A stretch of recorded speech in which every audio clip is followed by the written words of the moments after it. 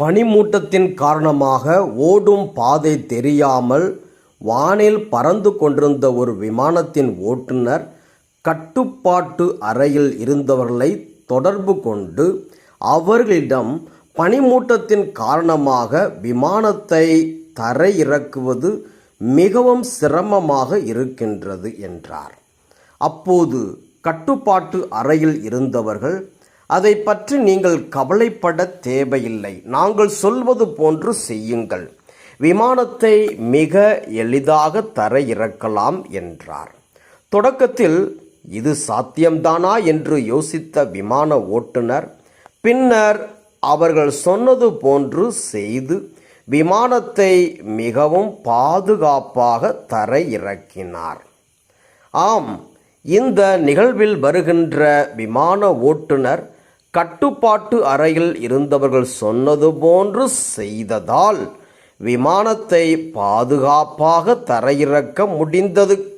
இன்றைய நற்செய்தியில் இயேசு என் கட்டளைகளை ஏற்று கடைபிடிப்பவர் என் மீது அன்பு கொண்டுள்ளார் என்கிறார். இயேசுவின் மீது நமக்கு இருக்கும் அன்பை வெளிப்படுத்துவதற்கு நமக்கு பல வழிகள் இருந்தாலும் அவரை அன்பு செய்வதற்கு நம்மிடம் இருக்கும் முதன்மையான வழி அவரது கட்டளையை ஏற்று கடைபிடிப்பதுதான். ஏனெனில் இயேசுவின் கட்டளை என்பது அவரை குறிக்கின்றது. ஆகவே இயேசுவின் கட்டளையை ஏற்று கடைபிடிப்பவர் அவரை அன்பு செய்வோர் ஆகின்றனர். தொடர்ந்து வருகின்ற வார்த்தைகளில் இயேசு தனது கட்டளையை ஏற்று கடைபிடிப்போருக்கு எத்தகைய ஆசி கிடைக்கும் என்பதை குறிப்பிடுகின்றார்.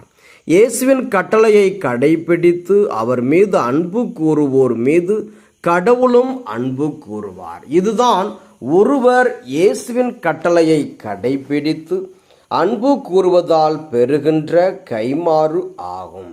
இயேசுவின் கட்டளையை கடைபிடித்து வாழும்போது எத்தகைய சவால்கள் வரும் என்பதை இன்றைய முதல் வாசகம் தெளிவுபடுத்துகின்றது.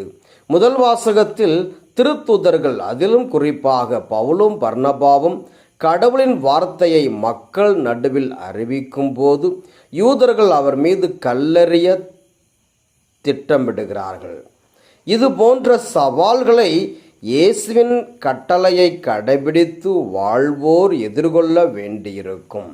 இதற்கெல்லாம் நாம் கவலைப்படாமல் கடவுளின் கட்டளையை தொடர்ந்து கடைபிடித்து வந்தால் அவரது அன்பு நம்மில் தங்கும்.